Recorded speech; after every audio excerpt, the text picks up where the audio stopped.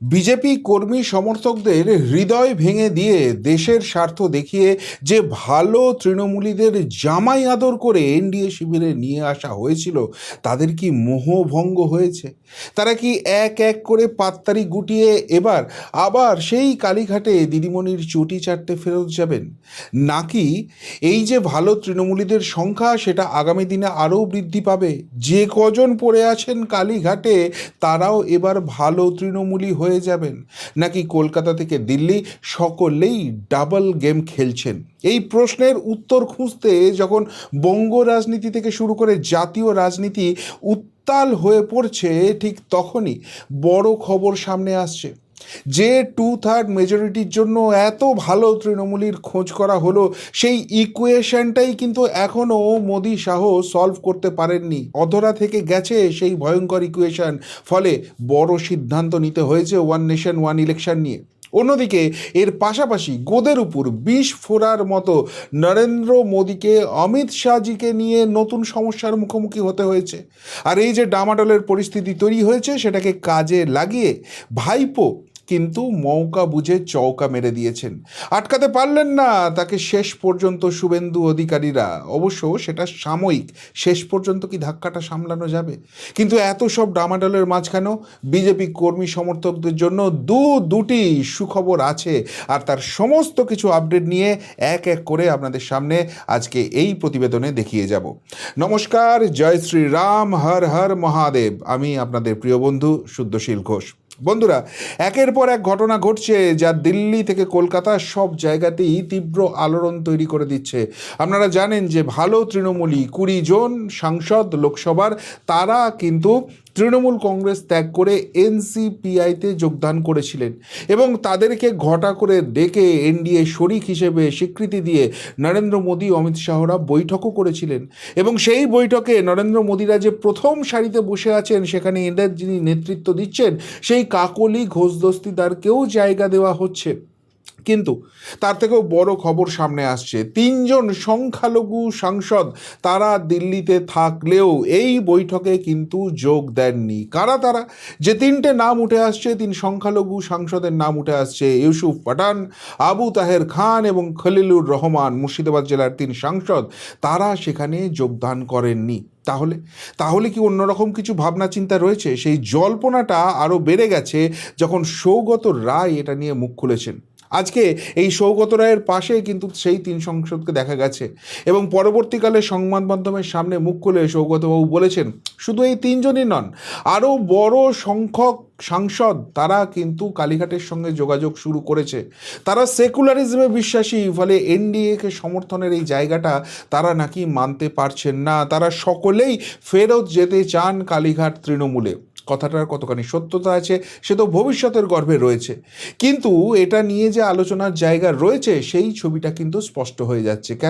কেননা বিগত 1 সপ্তাহ 10 দিনের ঘটনাবলী যদি দেখেন, অল ইজ নট ওয়েল সেটা কিন্তু ক্রমশ স্পষ্ট হয়ে যাচ্ছে। প্রথমেই আমরা দেখলাম নবান্নে ছুটে গিয়ে সুদীপ ব্যানার্জিকে বৈঠক করতে হলো শুভেন্দু অধিকারীর সঙ্গে। পরবর্তীকালে সেই বৈঠক থেকেই নাকি শুভেন্দু অধিকারীর সঙ্গে শতাব্দী রায়ের কথা হয়। শতাব্দী রায় বলেন যে তাদের বেশ কিছু বক্তব্য রয়েছে এবং যে কারণে শুভেন্দু অধিকারীকে যেতে হবে দিল্লি, সেই বৈঠক হওয়ার কথা থাকলেও কোনো কারণে সেটা পিছিয়ে যায়। 2 তারিখ খুব সম্ভবত সেই বৈঠক হতে চলেছে। অন্যদিকে এরা যে এনসিপিআই হয়েছেন এবং সেটা নিয়ে স্পিকারের কাছে আবেদন জমা দিয়েছেন, সেটা এখনও টেকনিক্যাল জায়গা থেকে ক্লিয়ারেন্স পায়নি। ফলে তাদের এখনও এনসিপিআই সাংসদ হিসেবে স্বীকৃতি দেওয়া যায়নি। ফলে তাদেরকে কিন্তু টিএমসি এআইটিসি হিসেবেই দেখানো হচ্ছে এবং সেটা নিয়ে এখনও যারা কালীঘাটের তৃণমূলী রয়েছেন তারা কিন্তু তীব্র কটাক্ষ ছুটতে শুরু করে দিয়েছেন। তারা প্রশ্ন তুলছেন সংসদীয় রীতিনীতি নিয়ে, যে অলরেডি তো এদের দলত্যাগ বিরোধী আইনের মধ্যে ফেলে এদের সাংসদ পদ খারিজ করার জন্য আবেদন জানানো হয়েছে, কেন সেই জায়গাটা করানো হচ্ছে না? প্রশ্ন অনেক উঠছে এবং যেখানে শুভেন্দু অধিকারীকে ছুটে যেতে হচ্ছে, ব্যাপারটা এতটাও স্মুথ নয় সেটা তো স্পষ্ট হয়ে যাচ্ছে। কিন্তু যে ছবিটা দেখা যাচ্ছে সেটাই কি প্রকৃত ছবি? কেননা কালকে রাত্রের দিকে এই ছবিটা আবার ভাইরাল হয়ে গিয়েছিল, যেখানে দেখা যাচ্ছে যারা বুক ঠুকে বলেছিলেন যে আমরা কিছুতেই মমতা বন্দ্যোপাধ্যায়কে ছেড়ে যাচ্ছি না, আমাদের কাছেও বিজেপির অফার ছিল কিন্তু আমরা সেটাকে রিজেক্ট করেছি, সেই সৌগত রায় এবং শত্রুঘ্ন সিনহা তারা কিন্তু প্রাক্তন সর্বভারতীয় বিজেপির সভাপতি জেপি নাড্ডার সঙ্গে এক টেবিলে বসে বৈঠক করছেন, একসঙ্গে ডিনার করছেন। যদিও এই ডিনার নিয়ে সৌগত রায়দের বক্তব্য হচ্ছে যে আমরা আগে থেকেই এখানে ডিনার করছিলাম, পরে জেপি নাড্ডারা সেখানে আসেন, আমরা কি করব, আমরা কি উঠে যাব, আমাদের কোনো রকম চাওয়া পাওয়া ছিল না। অন্যদিকে কাকলি ঘোষ দস্তিদার বলছেন তিনি জানেন না যে সৌগতবাবুদের অবস্থানটা কি, যদি কিছু অবস্থান হয়েও থাকে সেটা তারা নিজেরা করেছেন, এর সঙ্গে ওই এনসিপিআই এর কোনো সম্পর্ক নেই। তাহলে আলটিমেটলি হচ্ছেটা কি? বিজেপি অঙ্কটা মেলাতে পারেনি বলে যে কজন এখনও পড়ে আছেন কালীঘাট তৃণমূলে, তাদেরকে কি ভালো তৃণমূল করতে চাইছেন, নাকি অন্যরকম কোনো ইকুয়েশন চলছে, সবটাই কিন্তু ঘেঁটে ঘ হয়ে যাচ্ছে।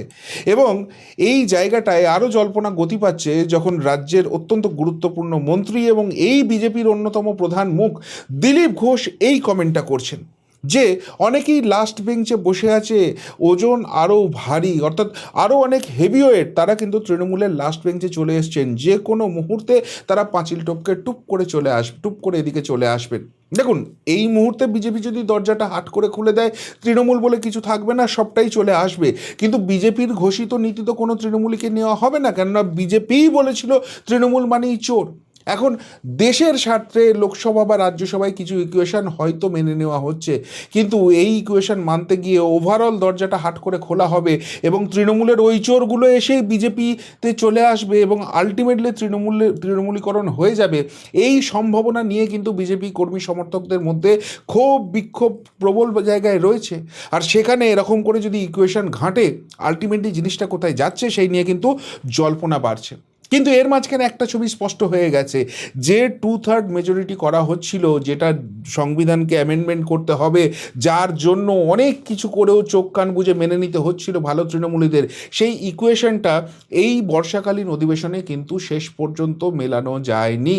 যে কারণে সংবিধানকে চেঞ্জ করে যে অত্যন্ত গুরুত্বপূর্ণ বিল ওয়ান নেশন ওয়ান ইলেকশন, সেই বিলটাকে আজকে যখন উপস্থাপন করা হয় তখন সেটা ধ্বনি ভোটের মাধ্যমে আবারও জেপিসি জয়েন্ট পার্লামেন্টারি কমিটি যেটা আছে সেখানেই পাঠিয়ে দেওয়া হয় এবং জেপিসির যিনি চেয়ারম্যান রয়েছেন তিনিই ডিমান্ড করেছিলেন যে এই এক্সটেনশনটা দেওয়া হোক এবং সিদ্ধান্ত হয়েছে আসন্ন শীতকালীন যে অধিবেশনটা রয়েছে তার শেষ সপ্তাহের প্রথম দিনে এই বিলের জন্য ফাইনাল রিপোর্ট জেপিসি দেবেন এবং তারপর এটা নিয়ে আলোচনা করা হবে। অর্থাৎ ছবিটা স্পষ্ট হয়ে যাচ্ছে যে 6 জনের অঙ্ক বারবার দিল্লি সূত্রে উঠে আসছিল, যে 6 জন সাংসদের এখনও লোকসভায় দরকার রয়েছে। রাজ্যসভার অঙ্ক রিজলভ হয়ে গেছে, কিন্তু লোকসভায় 6 জন সাংসদ এখনও কম পড়ে যাচ্ছে এবং সেইটা যদি রিজলভ না হয় তাহলে কিন্তু এই one nation one election with delimitation এইসব বিলগুলোকে কিন্তু আনা যাবে না। সেই জায়গাটাই কিন্তু স্পষ্ট হয়ে যাচ্ছে। অর্থাৎ এত কিছুর পরেও আলটিমেটলি যখন ইকুয়েশন মেলেনি, তাহলে আরও 3-4টে মাস সময় কিন্তু মোদি শাহের হাতে থাকছে। সেখানে কি ভালো তৃণমূলীর জায়গায় অন্য দলের ভালোদের খোঁজা হবে, সেপারেট কোয়েশ্চেন। কিন্তু এর মাঝখানে যে যথেষ্ট রকম বিড়ম্বনায় মোদী সরকারকে পড়তে হয়েছে সেটা তখনই নিশ্চিত হয়ে যায় যখন আজকে লোকসভা এবং রাজ্যসভা দুটোই বন্ধ হয়ে যায় বিরোধীদের তুমুল হট্টগোলের মাঝখানে। তখন একটা উচ্চ পর্যায়ের ক্যাবিনেট বৈঠক পার্লামেন্ট ভবনেই প্রধানমন্ত্রী ডেকে নেন, যেখানে দেখতেই পাচ্ছেন রাজনাথ সিং থেকে শুরু করে অমিত শাহজি সেখানে রয়েছেন এবং সেই বৈঠকে এনএসএ অজিত ডোভালজিও ছিলেন। এর আগে আপনাদের মাথায় রাখতে হবে গতকাল কিন্তু অমিত শাহ অজিত ডোভালকে ডেকে পাঠিয়েছিলেন এবং সেই এনএসএ এবং হোম মিনিস্ট্রির বৈঠক এই সংসদ ভবনেই হয়েছে। তার আগের দিন আরও গুরুত্বপূর্ণ বৈঠক হয়েছে, যেখানে হোম সেক্রেটারি গোবিন্দ মোহন থেকে শুরু করে আইবি চিফকে ডেকে পাঠানো হয়েছিল এবং সেখানে জেপি নাড্ডাজি ছিল। এখন এই বৈঠকের কারণটা কি? এই বৈঠক কি এই শীতকালীন অধিবেশন নিয়ে কি হবে, বর্ষাকালীন অধিবেশনে কিভাবে বিলগুলো নিয়ে আসা হবে, দেশের আভ্যন্তরীণ সুরক্ষা কি রয়েছে, নাকি এই অভিজিৎ দীপকে রাকেশ টিকাইত এরা মিলে আগামী দিনে একটা ভয়ঙ্কর ছাত্র কিষাণ মিলিত আন্দোলন করে নিয়ে আসবে, বা কোনো বহিঃশত্রুর ব্যাপার রয়েছে সেই নিয়ে?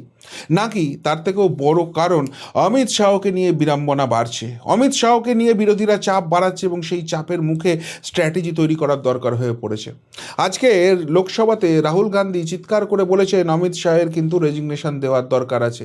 যেভাবে পেলেট গান ইউজ করা হয়েছে সেই জায়গা থেকে আর তাকে স্বরাষ্ট্রমন্ত্রী হিসেবে রাখা উচিত হবে না। এবং ইন্ডি জোটের বাকি সাংসদরাও কিন্তু সেই চাপটা বাড়িয়েছেন। এবং মাথায় রাখতে হবে যে এই জায়গায় অমিত শাহজি তিনি কিন্তু ভবনে আসছেন না। অন্যদিকে রাহুল গান্ধীর দেখানো পথে লোকসভাতেও একই রকম ঝড় তুলছেন মল্লিকার্জুন খার্গে। এবারে দুটো জায়গা হতে পারে, এক, এদের এই চিৎকার চেঁচামেচিকে অমিত শাহজি পাত্তাও দিচ্ছেন না এবং এগুলো হ্যান্ডেল করার জন্য তার যে উপমন্ত্রী রয়েছে বা ও দলের অন্যান্য সাংসদরা রয়েছে তারাই যথেষ্ট। অমিত শাহজির এখন সংসদে আসার কোনো জায়গা নেই। যেভাবে দেশবিরোধী শক্তি চারিদিকে কাজ করছে সেই জায়গাটাকে হ্যান্ডেল করাটা বেশি দরকার হচ্ছে, নাকি সত্যি সত্যি এনাদের যে ডিম্যান্ডটা হয়েছে সেই ডিম্যান্ডটার মধ্যে কোনো সারবত্তা আছে এবং সেই জায়গা থেকেই চাপটা তৈরি হচ্ছে। বিশেষ করে আমরা দেখলাম যে সরকার যখন পাল্টা চাপ দিল সুপ্রিম কোর্টের রায়টাকে ঢাল করে, যে যারা ছাত্র তাদের বিরুদ্ধে আমরা কোনো কেস করব না, কিন্তু যে ছাত্র তাকে প্রমাণ দিতে হবে সে ছাত্র। যদি নিট পরীক্ষার জন্য এই আন্দোলন হয়ে থাকে, নিটের অ্যাডমিট কার্ড বা অন্যান্য প্রমাণপত্র দিতে হবে, তবে আমরা কোনো রকম তার বিরুদ্ধে আর তদন্ত এগিয়ে নিয়ে যাব না। কিন্তু যদি দিতে না পারে তাহলে কি দেশবিরোধী শক্তির সঙ্গে আছে, কোনো রকম ভ্যান্ডালিজমের সঙ্গে এরা যুক্ত ছিল, অরাজকতা ছড়াতে চাইছিল, যা যা ধারা লাগে আমরা সব কিছু করব। এই এত বড় আন্দোলন হলো, এর ফান্ডিংটা কোথা থেকে এলো? বিদেশি শক্তি যুক্ত আছে। ভারতকে আলটিমেটলি ওই নেপাল, বাংলাদেশ, শ্রীলঙ্কা বানানোর চেষ্টা করা হচ্ছিল। প্রত্যেকটা বিষয়ে তদন্ত হবে।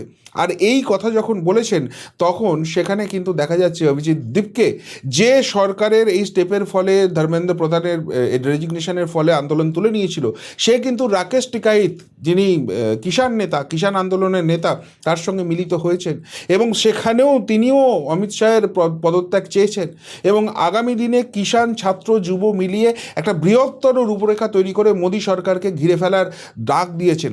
গোটা দেশ জুড়ে ব্যাপক আন্দোলনের ডাক দিয়েছেন। ফলে পরিস্থিতি কিন্তু ক্রমশ জটিল হচ্ছে। আর এই সব জটিলতার সুযোগটাই কি অভিষেক ব্যানার্জি নিচ্ছেন? প্রথম দিন থেকে তার টার্গেট যে করে হোক বিদেশে যেতে হবে। সেখানে বিদেশে যাওয়ার জন্য ভুয়ো ডাক্তারের ডিগ্রি এইসবও নাকি সামনে চলে আসছে। এমনকি যখন এটা নিয়ে কলকাতা হাইকোর্টে গিয়েছিলেন তখন সেই জায়গা থেকে কলকাতা হাইকোর্ট তাকে বলেছেন যে ভাই তুমি এসএসকেএমে যাও, সেখানে হেড অফ দ্য ডিপার্টমেন্টের নেতৃত্বে একটা বোর্ড তৈরি করে সেখান থেকে একটা সার্টিফিকেট নিয়ে এসো যে তোমার চোখের চিকিৎসা গোটা ভারতবর্ষে হয় না, এবং সেই জায়গাটা হলে কোর্ট তখন ভেবে দেখবে তোমাকে বিদেশে যাওয়ার অনুমতি দেবে। সেটাকে বাইপাস করার জন্য অলরেডি কিন্তু চলে গেছে সুপ্রিম কোর্টে অভিষেক ব্যানার্জি। খুব ভালো কথা, তার আইনি জায়গা আছে, তিনি করতে পারেন। কিন্তু তার বিরুদ্ধে যে একাধিক মামলা হচ্ছে সেখানে রক্ষা কবচ জুটিয়ে নিয়েছেন এবং সেই রক্ষা কবচের মাধ্যমে আগামী 6ই আগস্ট অবধি এই অভিষেক ব্যানার্জির বিরুদ্ধে কোনো কোয়ার্সিভ মেজার নেওয়া যাবে না। কোর্টকে কনভিন্স করানো যায়নি যে অভিষেক ব্যানার্জির বিরুদ্ধে কোয়ার্সিভ মেজার নেওয়াটা খুব জরুরি আছে।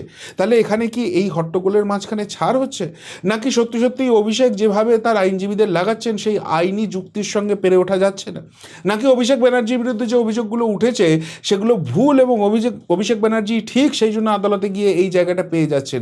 একাধিক প্রশ্ন কিন্তু বিজেপি কর্মী সমর্থকদের মনের মধ্যে উঠছে এবং সেটা এই সরকার বলুন বা বিজেপি দল বলুন কারোর জন্যই স্বস্তিদায়ক নয়। এবং সেই অস্বস্তি আরও বেড়ে যাচ্ছে যখন মুখ্যমন্ত্রী জনতার দরবারে এবারের সদ্য নির্বাচিত একজন বিজেপি বিধায়ককে নিয়ে এরকম বিস্ফোরক অভিযোগ উঠে যাচ্ছে। যাদবপুর, আমার পাশের বিধানসভা, সেখানকার যিনি বিধায়ক রয়েছেন শর্বরী মুখার্জি, তার বিরুদ্ধে ভয়ঙ্কর অভিযোগ নিয়ে এসছেন একজন স্থানীয় মহিলা। তিনি ছিলেন না, বিধায়ক ছিলেন না, কিন্তু বিধায়কের দুই রাইট হ্যান্ড, লেফট হ্যান্ড, তারা নাকি দাঁড়িয়ে থেকে তার দীর্ঘদিনের দোকান ভেঙে গুঁড়িয়ে সেই জায়গাটাকে দখল করে নিয়েছেন এবং তৃণমূল আমলেও এই অত্যাচারটা করা হয়েছিল, তার চেষ্টা করা হয়েছিল, আলটিমেটলি পারেনি, কিন্তু বিজেপি এসে এটা করে দিয়েছে। তিনি মুখ্যমন্ত্রীর কাছে সরাসরি অভিযোগ জানিয়েছেন। মুখ্যমন্ত্রী কথা দিয়েছেন যে এই ধরনের কোনো রকম কাজ তিনি করতে দেবেন না, তদন্তের আশ্বাস দিয়েছেন। কিন্তু প্রশ্ন হচ্ছে যে সত্যিই কি এর সঙ্গে বিজেপি বিধায়ক যুক্ত রয়েছেন? যদি যুক্ত থাকেন তাহলে তৃণমূলীকরণ কিন্তু অলরেডি শুরু হয়ে গেছে, আর যদি যুক্ত না থাকেন তাহলে এই যে অভিযোগগুলো উঠছে সেই ওঠার জায়গাগুলো কেন তৈরি হচ্ছে? বিজেপির কন্ট্রোলটা কোথায় নিজেদের জনপ্রতিনিধিদের উপর, নিজের দলটার উপর? আলটিমেটলি যে এক্সপেকটেশন নিয়ে মানুষ এদের ক্ষমতায় নিয়ে এসছে কয়েক মাসের মধ্যেই বীতশ্রদ্ধ হওয়ার মতো জায়গা তৈরি হয়ে যাচ্ছে। এবং মাথায় রাখতে হবে ময়দান কিন্তু খালি নেই, ময়দানে বিরোধীরা আছে, বামেদের মতো শক্তি আছে যারা প্রত্যেক দিন লড়াই সংঘর্ষ করছে। ফলে পরিস্থিতি কিন্তু ক্রমশ কঠিন হচ্ছে। আর তাহলেই বোঝা যাচ্ছে যে বিজেপি সমর্থকদের জন্য খুব একটা খুশির বা আরামদায়ক আবহাওয়া এখন আপাতত নয়। কিন্তু এর মাঝখানেই বিজেপির দুটো সিদ্ধান্ত, সেগুলো কিন্তু সমর্থকদের মুখের মধ্যে হাসি ফোটাবে। নাম্বার ওয়ান, যেটা খবর আসছে যে পুজোর আগেই যে পদ্ম শিবির রয়েছে তাদের সাংগঠনিক পরিবর্তন হতে চলেছে। এটা অবভিয়াস ছিল, কেননা বিজেপির বহু কার্যকর্তা রয়েছেন যারা বিভিন্ন গুরুত্বপূর্ণ পদে রয়েছেন, তারা কিন্তু এবার এমএলএ হয়ে গেছেন। এবার বিজেপি এক ব্যক্তি এক পদ নীতিতে বিশ্বাস করে, সুতরাং তাদেরকে সরে যেতেই হবে। প্লাস দল ক্ষমতায় এসছে, বিরোধী রাজনীতি করা এক জিনিস, আর দল ক্ষমতায় থাকলে সেই সময় রাজনীতি করা আর এক জিনিস। ফলে প্রচুর বেনজল ঢোকারও একটা জায়গা রয়েছে। ফলে সব মিলিয়ে সংগঠনের কিন্তু একদম 180 ডিগ্রি ঝাড়াই বাছাই করে পরিবর্তন দরকার আছে। কেননা এই যে সাংগঠনিক পরিবর্তন হবে, তারা ভুল করতে পারে, সেই ভুল থেকে শিক্ষা নিতে পারে, কিন্তু আগামী 3 বছরের মধ্যে সংগঠনটাকে রীতিমতো শক্তপোক্ত করে ফেলতে হবে। তার থেকেও বড় কথা, মাস ছয়েকের মধ্যেই এই সংগঠনকে কিন্তু অগ্নি পরীক্ষার মুখে বসতে হবে। কেননা রাজ্য জুড়ে পুরসভার ভোটগুলো কিন্তু মোটামুটি ডিসেম্বর থেকে মার্চ মাসের মধ্যে হয়ে যাওয়ার একটা খবর উঠে আসছে, এবং তারপর পঞ্চায়েতের মেয়াদও শেষ হয়ে যাচ্ছে। বেশিরভাগ পঞ্চায়েতে এখন খালি হয়ে গেছে, যারা তৃণমূলী ছিল তারা পালিয়ে গেছে, সেই পঞ্চায়েত নির্বাচনটাও করতে হবে। এবার সেখানে তো মারপিট করে তৃণমূলের মতো করে এরা ভোট করবে না। যদি করে তাহলে নিজেদের সর্বনাশ নিজেরা ডেকে আনবে, আর যদি সেটা না করে, মানুষকে লোকাল বডিতে কনভিন্স করে ভোট দেওয়ানো খুব ইজি ম্যাটার নয়। সুতরাং সাংগঠনিক এই রদবদল করে গুছিয়ে পুরো ব্যাপারটাকে ময়দানে নামতে হবে। এবং সেই জায়গায় বিজেপিতে এতদিন যারা স্কোপ পাননি, তাদের অনেকের নতুন স্কোপ পাওয়ার একটা জায়গা রয়েছে, অনেক ভালো ভালো মুখ সংগঠনে আসবেন, সেটা কিন্তু একটা ভালো খবর। অন্যদিকে এই বিজেপি বোধহয় সব থেকে বিড়ম্বনায় পড়েছে 4 মের পর এই অন্নপূর্ণা ভাণ্ডার নিয়ে। দেখুন ব্যাক এন্ডে কী হচ্ছে, আমার কর্মী নেই, মমতা বন্দ্যোপাধ্যায় রিক্রুট করেনি, এই ফাইলগুলো পঞ্চায়েতে এবং পুরসভায় পড়ে আছে, অফলাইনে যারা করেছে তাদের হয়নি, ভেরিফিকেশানে সময় লাগছে। মানুষ এসব কিচ্ছু শুনতে চায় না। মানুষ কি দেখছে, আমার পাশের বাড়ির মহিলাটি পেয়েছে, আমাকে তো বিজেপি বলেছিল ক্ষমতায় এলে 1 জুন থেকেই পাবো, আমি পাচ্ছি না কেন? রাগ বাড়ছে, এবং এই রাগটা আরও বেশি করে বাড়ছে যারা তৃণমূল জামানায় লক্ষ্মীর ভাণ্ডার নেননি বিজেপির প্রতি সাপোর্টের জন্য। তারা ভেবেছিলেন বিজেপি ক্ষমতায় এলে সবার আগে তাদের কথা ভাববেন। ফলে এটা নিয়ে একটা বেশ ডামাডোলের পরিস্থিতি তৈরি হয়েছে, এবং বিরোধীরা এই মৌকাটা নিয়ে সেই রাগটা আরও বাড়িয়ে দেওয়ার চেষ্টা করছে। ফলে বিজেপি ঠেকে শিখে একটা কিন্তু খুব সুন্দর গুরুত্বপূর্ণ সিদ্ধান্ত নিয়েছে। তাদের যে মহিলা সংগঠন রয়েছে, মহিলা শাখা রয়েছে, যারা যারা অন্নপূর্ণা ভাণ্ডার পায়নি তাদের প্রত্যেকের বাড়িতে যাবে, কোথায় সমস্যা সেটা বুঝবে, সেটাকে রিজলভ করবে, এবং যাতে এই অগস্ট মাসে যে অন্নপূর্ণা ভাণ্ডার হচ্ছে সেই জায়গাতে তাদের যাতে ক্লিয়ারেন্স চলে আসে, সেটার জন্য সর্বাত্মকভাবে তৈরি করবে। অর্থাৎ যে জিনিসটার দরকার ছিল, যেখানে যেখানে আমার জনপ্রতিনিধি নেই, বহু মিউনিসিপ্যালিটি আমার হাতের বাইরে, পঞ্চায়েত হাতের বাইরে রয়েছে, বহু জায়গায় আমার এমএলএ নেই, সেখানে সংগঠনকে কিন্তু অতিরিক্ত কাজ করতে হবে। কেননা আলটিমেটলি না হলে কিন্তু ভোট ব্যাংক হাতের বাইরে চলে যেতে পারে। সেই সংগঠন গা ঝাড়া দিয়ে ময়দানে নামছে, এবং সরকারের যেখানে সাহায্য, সেখানে প্যারালাল সিস্টেম হিসেবে সরকারকে সাহায্য করার চেষ্টা করছে। ডেফিনেটলি এটা যদি বিজেপি করতে পারে, পুরো ভোট বলুন, পঞ্চায়েত ভোট বলুন, তাদের ডিভিডেন্ড দেবেই। ফলে এত কিছু ডামাডোলের মাঝখানেও এই দুটো কিন্তু অত্যন্ত গুরুত্বপূর্ণ খবর। কিন্তু সব মিলিয়ে রাজ্য রাজনীতি বলুন, জাতীয় রাজনীতি বলুন, বেশ একটা উত্তুঙ্গ জায়গায় রয়েছে, এবং আগামী বেশ কয়েকদিন পরিস্থিতি বেশ উত্তাল যে চলবে, সেটা কিন্তু ক্রমশ স্পষ্ট হয়ে যাচ্ছে। কি বলবেন এসব নিয়ে? যদি কিছু বলার থেকে অবশ্যই কমেন্ট বক্সে কমেন্ট করে জানাবেন।